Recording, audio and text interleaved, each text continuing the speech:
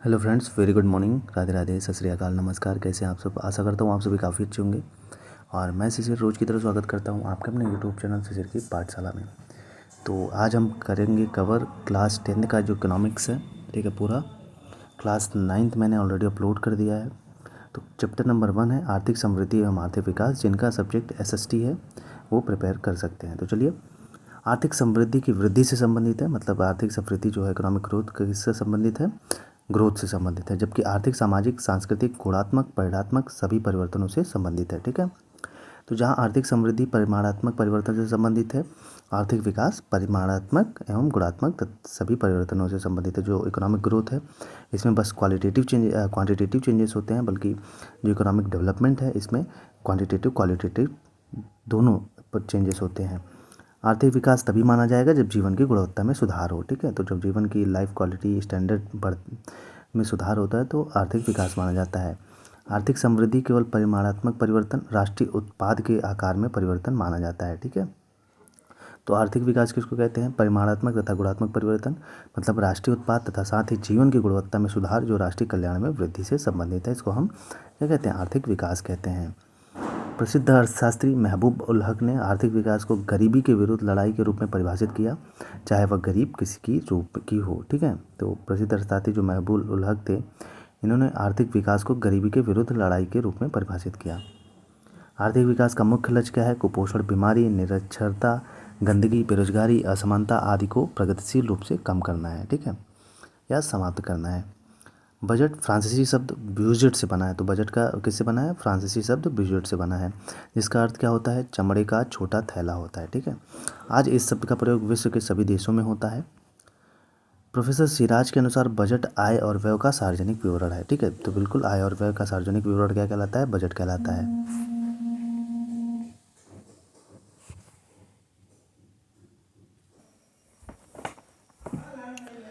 तो प्रोफेसर सिराज के अनुसार बजट आय और व्यय का सार्वजनिक विवरण होता है, ठीक है। तो जो सार्वजनिक अधिकारियों द्वारा अनुमानित व्यय को पूरा करने के लिए तैयार किया जाता है। तो रेने स्टेर्नो थे, उनके अनुसार बजट एक ऐसा प्रालेख होता है जिसमें सार्वजनिक आय और व्यय की एक स्वीकृति योजना होती है, ठीक है। तो भारत में कब? फरवरी माह के अंतिम कार्य दिवस में वित्त मंत्री के द्वारा आम बजट संसद में प्रस्तुत किया जाता है, ठीक है। इसको क्या कहते हैं? इसको फाइनेंशियल ईयर भी कहते हैं। बजट सरकार की अनुमानित आय तथा अनुमानित व्यय का ऐसा ब्यौरा होता है जो कि एक फाइनेंशियल ईयर 1 अप्रैल से लेकर 31 मार्च तक के अनुमान जो बजट होते हैं वो प्रस्तुत किए जाते हैं।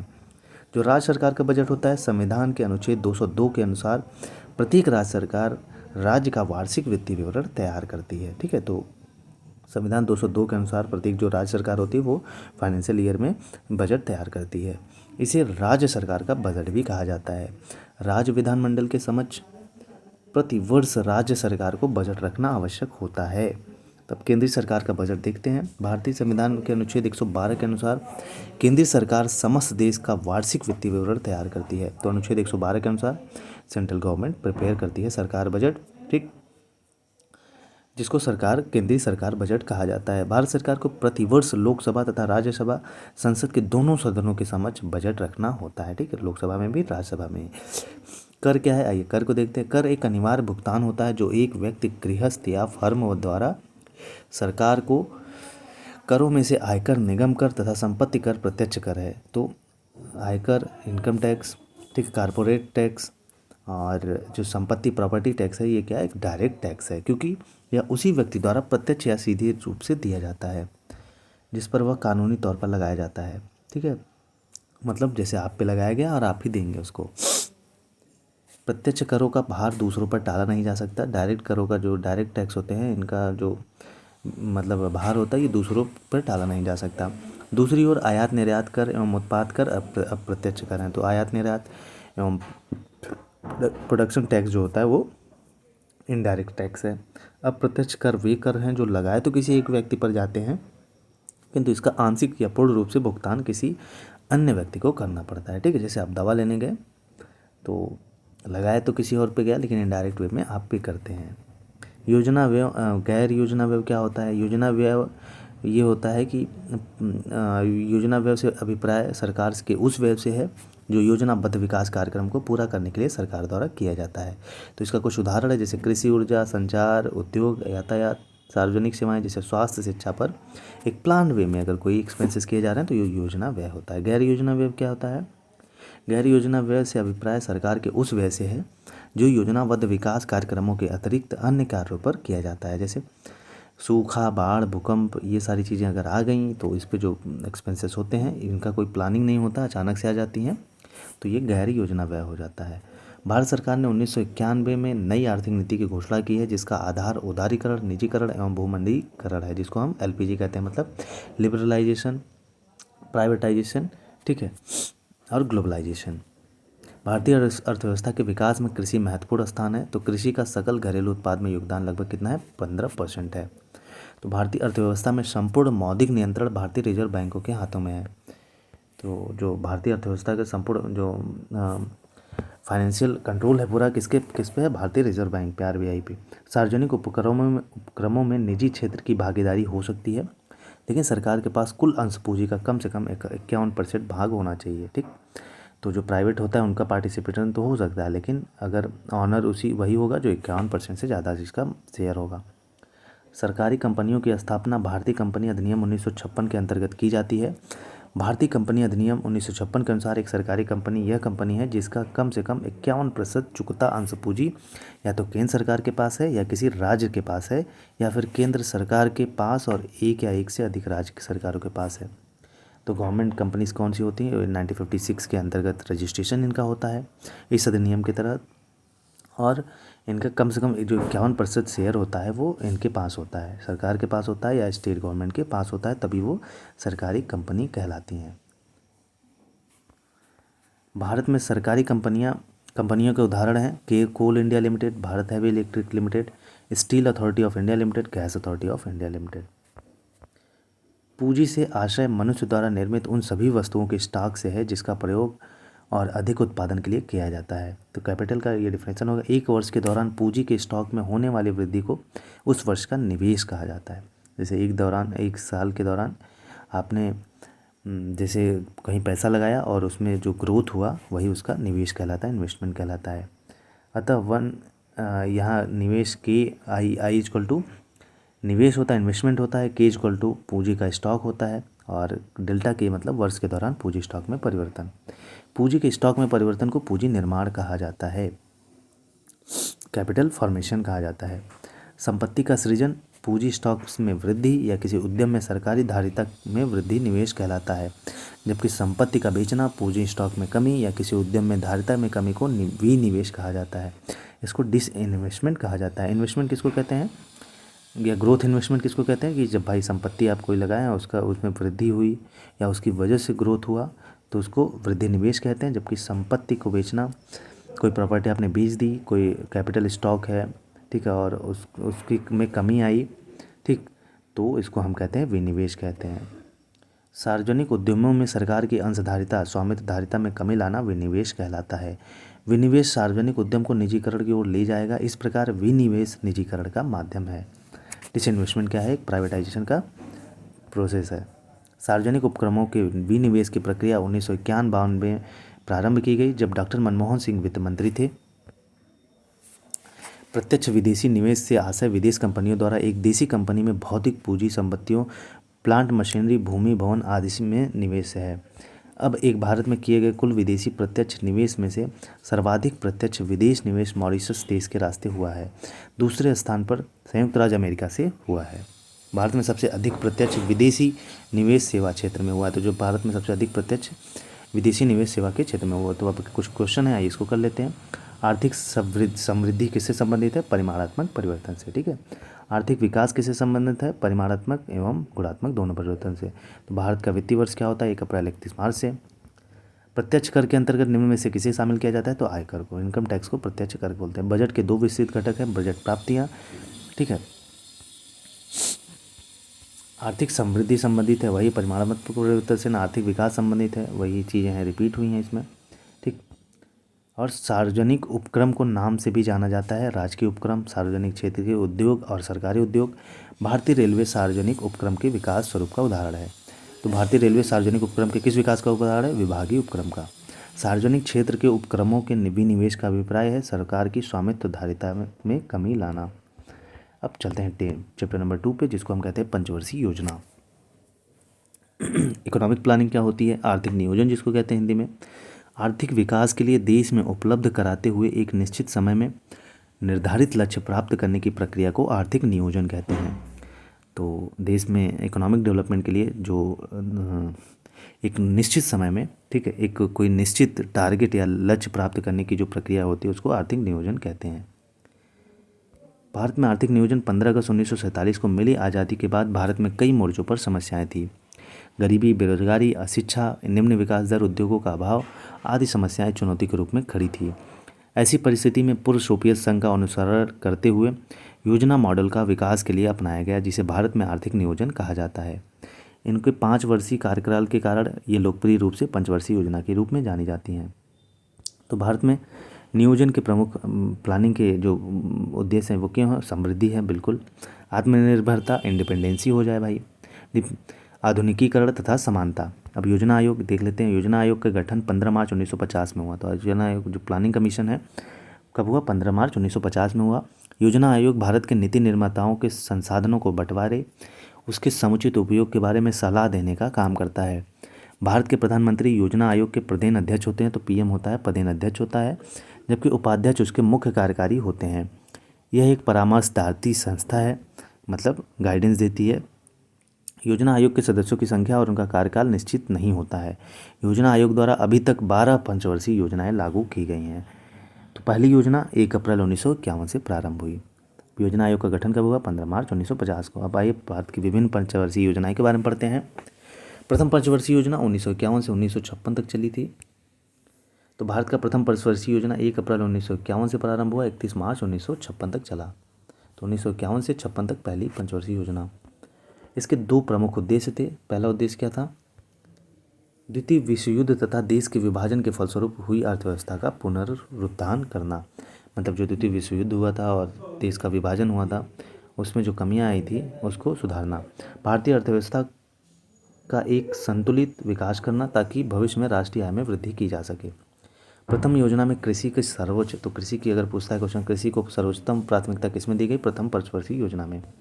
अब द्वितीय पंचवर्षीय योजना 1956-61 से आई। द्वितीय पंचवर्षीय योजना अप्रैल 1956 से लेकर मार्च 1961 तक थी। कब तक? 1956 से लेकर 1961 तक। इस योजना का उद्देश्य देश में औद्योगिकीकरण की प्रक्रिया प्रारंभ करना था, जिससे भारतीय अर्थव्यवस्था का सुदृढ़ आधार पर सर्वांगीण विकास किया जा सके। इसके अतिरिक्त 1956 में घोषित की गई औद्योगिक नीति समाजवादी व्यवस्था को स्वीकार किया गया 1956 में। तृतीय पंचवर्षीय योजना 1961 से 1966 तक। तृतीय योजना पहले के 2 योजनाओं के अनुभव के आधार पर निर्मित की गई थी तथा पूर्व के खामियों को दूर करने के लिए प्रयास किया गया। इस योजना की अवधि 1961 से 1966 था। इसका मुख्य उद्देश्य क्या था? 5% की दर से राष्ट्रीय आय में वृद्धि करना, खाद्यान्न के मामलों में आत्मनिर्भरता लाना, इस्पात, रसायन, ऊर्जा एवं शक्ति जैसे आधारभूत उद्योगों का विस्तार करना, मशीनरी निर्माण हो गया की क्षमता को स्थापित करना। अब तृतीय योजना में उपलब्धि लक्ष्य से कम थी, साथ ही पंचवर्षीय योजना के स्वरूप को छोड़ना पड़ा परिस्थितियों से बाध्य होकर 1966-69 के लिए 3 वार्षिक योजनाओं का सहारा लेना पड़ा। अब वार्षिक योजनाएं आ गई, आइए देखते हैं कौन कौन सी वार्षिक योजनाएं थी। तृतीय पंचवर्षीय योजना 31 मार्च 1966 ईस्वी को समाप्त हुई, लेकिन कुछ कारणों से चतुर्थ पंचवर्षीय योजना प्रारंभ नहीं की जा सकी, बल्कि इस अवधि में 1966 से 69 के लिए योजना कार्यान्वित की गई। ठीक, 1 साल के लिए आई 31 मार्च 1966 को।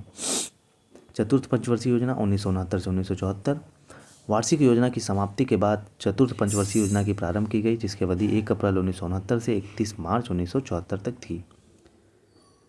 इसका उद्देश्य क्या था? 5.5% की दर से आर्थिक विकास, कृषि तथा औद्योगिक उत्पादन क्षेत्र में आत्मनिर्भरता प्राप्त करना, खाद्यान्न एवं आवश्यक वस्तुओं की कीमत में स्थायित्व लाना और 7% वार्षिक दर से निर्यात में वृद्धि करना। 5वीं पंचवर्षीय योजना कब से कब? 1 अप्रैल 1974 से 31 मार्च 1979 तक। 5वीं योजना में पहली बार गरीबी उन्मूलन के साथ को केंद्र बनाया गया। इस योजना की शुरुआत 1 अप्रैल 1974 हुआ, लेकिन राजनीतिक कारणों से इसे 1969 के 1 वर्ष पूर्व ही समाप्त कर दिया गया। दो महत्वपूर्ण उद्देश्य थे। पाँचवीं पंचवर्षीय योजना गरीबी उन्मूलन और आर्थिक आत्मनिर्भरता की प्राप्ति। छठी पंचवर्षीय योजना 1 अप्रैल 1980 से 31 मार्च 1965 तक।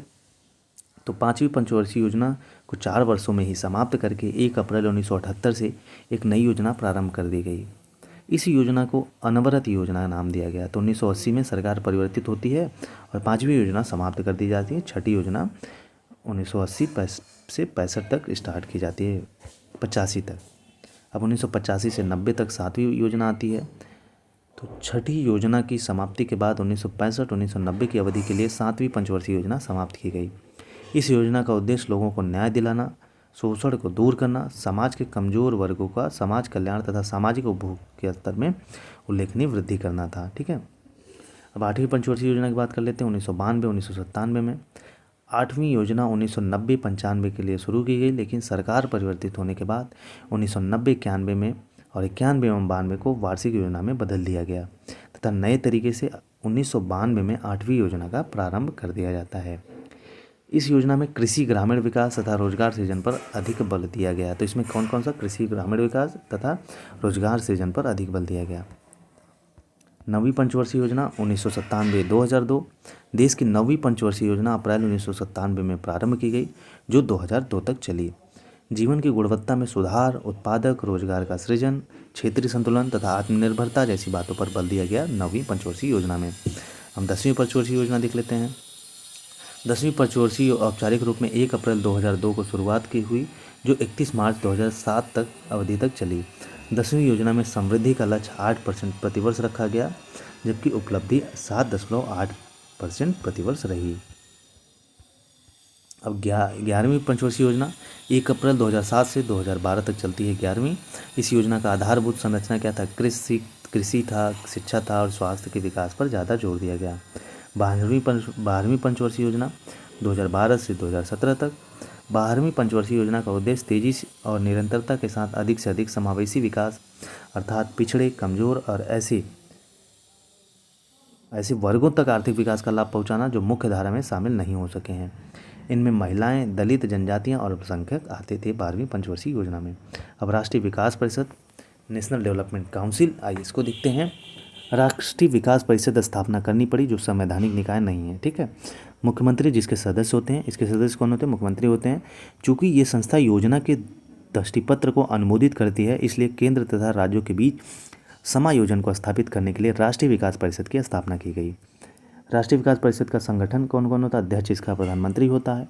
सदस्य के विभिन्न राज्यों के मुख्यमंत्री होते हैं, केंद्रीय मंत्रि परिषद के सदस्य होते हैं और केंद्र शासित प्रदेशों के प्रशासक होते हैं। अब आगे चलते हैं, वस्तुनिष्ठ प्रश्न कुछ इसको कर लेते हैं। भारत में नियोजन योजना का मूल उद्देश्य है न्याय के साथ आर्थिक विकास। भारत में योजना आयोग का गठन कब हुआ? 15 मार्च 1950 को। भारत में प्रथम पंचवर्षीय योजना कब शुरू हुई? अप्रैल 1951 में। बिहार की अर्थव्यवस्था किस प्रकार की अर्थव्यवस्था है? पिछड़ी अर्थव्यवस्था है। योजना आयोग का पदेन अध्यक्ष कौन होता है? प्रधानमंत्री होता है। और अब हम अगला क्लास करेंगे चैप्टर 2 नंबर 3 अगले। अच्छा चलिए इसको कर लेते हैं इसी में। चैप्टर नंबर 3 भारतीय जनसंख्या। तो भारत की जनसंख्या अमेरिका, इंडोनेशिया, ब्राज़ील, पाकिस्तान और बांग्लादेश की कुल जनसंख्या से भी ज़्यादा है। दुनिया की कुल आबादी में भारत की हिस्सेदारी 17.5% है, जबकि कुल वैश्विक क्षेत्रफल का 24% हिस्सा ही भारत के पास है। तो आबादी का कुल 17.5% है भारत की। ठीक। दुनिया की आबादी का 17.5 भारत में है, वहीं वैश्विक क्षेत्रफल के माने तो 24% हिस्सा भारत के पास है। अमेरिकी एजेंसी पॉपुलेशन रेफरेंस ब्यूरो के अनुसार 2060 में भारत की जनसंख्या चीन को पीछे छोड़ते हुए विश्व में सर्वाधिक 162.8 करोड़ के आसपास हो जाएगी। जनसंख्या विस्फोट से क्या मतलब होता है कि मतलब हमें जनसांख्यिकी परिवर्तन सिद्धांत को भी जानना होगा। इसके अनुसार प्रत्येक देश की जनसंख्या को 3 अवस्थाओं से गुजरना होता है और सिर्फ दूसरी अवस्था में जनसंख्या तेजी के साथ बढ़ती है। पहली अवस्था में जन्मदर और मृत्युदर दोनों ऊंची होती हैं, इसलिए जनसंख्या स्थिर रहती है। ऐसी स्थिति अल्प विकसित देशों में पाई जाती है। तीसरी अवस्था में जन्म दर और मृत्यु दर दोनों नीचे हो जाती हैं और जनसंख्या वृद्धि की दर भी नीची रहती है। यह अवस्था तब आती है जब देश में औद्योगिकीकरण और शहरीकरण की प्रक्रिया साथ साथ चलती है। देश की आबादी का 68.84% हिस्सा ग्रामीण में आता है। तो देश की आबादी का 68 कितना 8.4% ग्रामीण क्षेत्र में आता है, 31.16% हिस्सा शहरी में आता है। सर्वाधिक 89.96% ग्रामीण आबादी में आता है। और हिमाचल प्रदेश में और सबसे ज़्यादा 97.5% शहरी जनसंख्या दिल्ली से है। तो 89.96% ग्रामीण आबादी हिमाचल प्रदेश और सबसे ज़्यादा 97.50 शहरी में। ठीक है, इस समय 1000 लड़कों के मुकाबले सिर्फ 914 लड़कियां ही हैं। भारत की जनगणना 2011 का डाटा है ये। भारत की 15वीं जनगणना 2011 में आयोजित हुई थी। तो सर्वाधिक जनसंख्या घनत्व वाला राज्य है बिहार है। सबसे कम जनसंख्या घनत्व वाला राज्य अरुणाचल प्रदेश है। सबसे कम जनसंख्या वाला केंद्र शासित प्रदेश लक्षद्वीप है। सर्वाधिक जनसंख्या वाला राज्य कौन है? उत्तर प्रदेश है। सबसे कम जनसंख्या वाला राज्य सिक्किम है। सर्वाधिक लिंगानुपात वाला राज्य केरल है। सबसे कम लिंगानुपात वाला राज्य हरियाणा और सर्वाधिक साक्षरता दर वाला राज्य केरल है। चलते हैं, सबसे कम साक्षरता दर वाला बिहार है। साक्षरता दर क्या होती है? भारत में साक्षरता दर श्रेणी, पुरुषों की साक्षरता दर कितनी है? 82.14%, महिलाओं की 65.46%, समग्र साक्षरता की 74%। राज्य की कुल जनसंख्या घनत्व 1106 प्रति व्यक्ति किलोमीटर है। सर्वाधिक जनसंख्या घनत्व वाला जिला शिवहर है। सबसे कम जनसंख्या घनत्व वाला जिला कैमूर है 488। ठीक है, और जनसंख्या क्रम में भारत में स्थान कितना है? तीसरा है। सर्वाधिक जनसंख्या वाला जिला है पटना। सबसे कम जनसंख्या वाला जिला है मोखपुरा। ग्रामीण जनसंख्या कितनी है? 74 31 67 09 और शहरी 86 81 800। कुल जनसंख्या में ग्रामीण जनसंख्या का प्रतिशत कितना है? 88.7%। कुल जनसंख्या में शहरी जनसंख्या का प्रतिशत है 11.29%। राज्य का कुल लिंगानुपात 918 है और सर्वाधिक लिंगानुपात जिला वाला गोपालगंज है। ठीक है, सबसे कम लिंगानुपात वाला जिला मुंगेर है। राज्य की कुल साक्षरता दर कितनी है? 61.80% है और सर्वाधिक साक्षरता वाला जिला रोहतास है। सबसे कम साक्षरता की बात करें तो पूर्णिया है और कुल महिला साक्षरता 51.50% है और कुल पुरुष साक्षरता दर 71.20% है। तो सर्वाधिक महिला साक्षरता वाला जिला कौन है? रोहतास। अब आगे चलते हैं, सबसे कम महिला साक्षरता वाला जिला कौन सा है? सहरसा है। सर्वाधिक पुरुष साक्षरता वाला जिला रोहतास है और सबसे कम पुरुष साक्षरता वाला जिला पूर्णिया है। बिहार का कुल क्षेत्रफल कितना है? 94.163 वर्ग किलोमीटर है। जनगणना 2011 के अनुसार में प्रति वर्ग किलोमीटर में 1102 व्यक्ति रहते हैं, जो कि राष्ट्रीय जनसंख्या का घनत्व 382 व्यक्ति प्रति वर्ग किलोमीटर से काफ़ी अधिक है। तो जननांकी परिवर्तन सिद्धांत को दूसरी अवस्था में जब मृत्यु दर नीचे आने लगती है लेकिन जन्म दर ऊंची बनी रहती है तो जनसंख्या वृद्धि होती है। ठीक, भारत का मुख्य व्यवसाय कृषि है। भारत की आबादी का 2/3 हिस्सा कृषि कार्यों में प्रत्यक्ष या अप्रत्यक्ष रूप में लगा है। भारत में करीब 27% ही शहरी जनसंख्या है, जहां इंग्लैंड में 92% और जर्मनी में 86। ठीक है, 16 अप्रैल 1976 को भारत सरकार ने जनसंख्या संबंधी अपनी नीति की घोषणा की। जनसंख्या की अत्यधिक वृद्धि को रोकना आर्थिक विकास एवं मानवीय दोनों ही दृष्टियों से आवश्यक माना गया है। 1976 की जनसंख्या के अंतर्गत परिवार कल्याण कार्यक्रमों को विशेष महत्व दिया गया। नीति में लड़कियों की शादी उम्र 15 वर्ष से बढ़ाकर 18 वर्ष तथा लड़कों की 18 वर्ष से बढ़ाकर 21 वर्ष कर दी गई थी। ठीक है, तो 1 अक्टूबर 1976 से कब मिला? वैधानिक रूप से इसको माना गया। जनसंख्या नियंत्रण के उपायों को प्राथमिकता प्रदान करने के लिए भारत सरकार ने 15 फरवरी 2000 को अपनी राष्ट्रीय जनसंख्या नीति की घोषणा की। यह भारत की दूसरी जनसंख्या नीति है। ठीक, 15 फरवरी 2000 को। वर्तमान जनसंख्या नीति का एक महत्वपूर्ण कदम 1971 का जनगणना के आधार पर लोकसभा एवं विधानसभा की सीटों की संख्या 2026 तक यथावत रखने का निर्णय किया गया है। वस्तुनिष्ठ प्रश्न है, इसको कर लेते हैं। दुनिया की दूसरी सर्वाधिक जनसंख्या वाला देश है भारत। भारत का सर्वाधिक जनसंख्या वाला राज्य उत्तर प्रदेश। भारत का सर्वाधिक तेज जनसंख्या वृद्धि दर वाला राज्य है मेघालय। बिहार में साक्षरता दर है 63.82%। बिहार में प्रति 1000 पुरुषों पर स्त्रियों की संख्या है 916। अब ये है चैप्टर नंबर 4। ठीक है, तो चैप्टर नंबर 4 थोड़ा लंबा है तो इसको हम करेंगे अगले वीडियो में और इसमें यहीं तक करते हैं। ठीक है, थोड़ा सा और बचा है, इसको कंप्लीट कर लेंगे। तो इस वीडियो में यहीं तक, फिर मिलेंगे, तब तक के लिए जय हिंद जय भारत।